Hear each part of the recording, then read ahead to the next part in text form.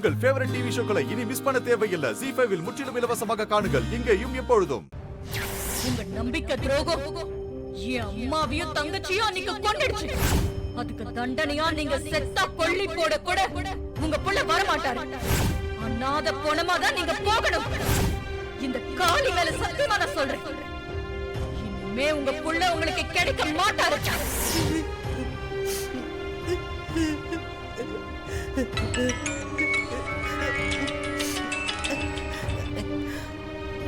Hello, சொல்லியா கார்த்தி?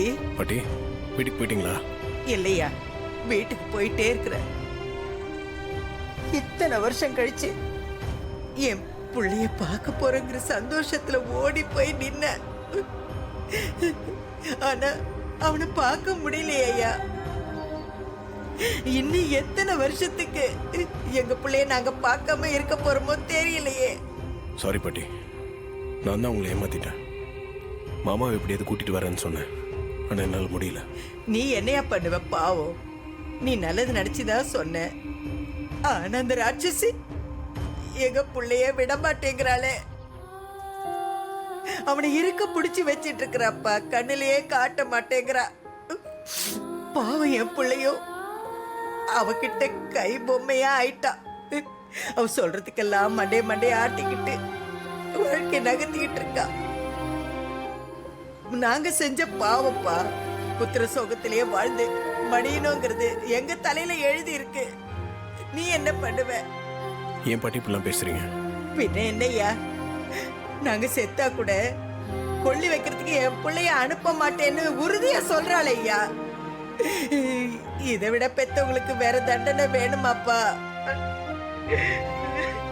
அவளுக்கும் அவ குடும்பத்துக்கும் நானும் உன் தாத்தாவும் நல்லதுதாயா செஞ்சோம். என்ன, கோவில் நகை திருடு போன விஷயத்துல தெரியாதனமா ஒரு தப்பு நடந்து போச்சு. அதையே காரணமா வச்சு இத்தனை வருஷமா ஒரு பொம்பளை எங்களை பழி வாங்குவா? பாட்டி, அத்தையோட அம்மா தங்கச்சி இறந்ததுக்கும் அவங்க மனசு விட்டு இன்னும் போல. அவங்களால அதுல இருந்து இன்னும் வெளியே வர முடியல. அதனால தான் இவ்வளவு கடுமையா நடந்துக்கிறாங்க. ஆனா இதெல்லாம் இப்படியே போயிடாது பாட்டி.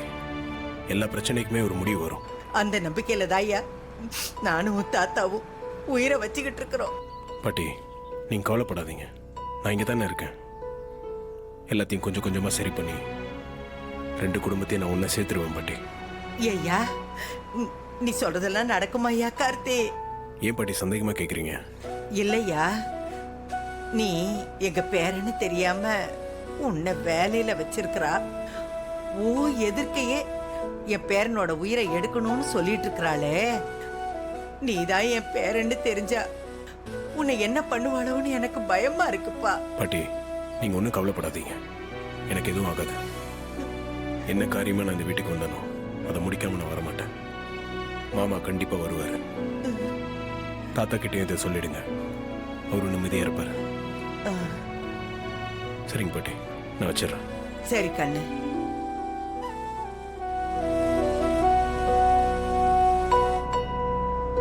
ZEE5 ஆப்பை டவுன்லோட் செய்து அனைத்து எபிசோடுகளையும் இலவசமாக பாருங்க.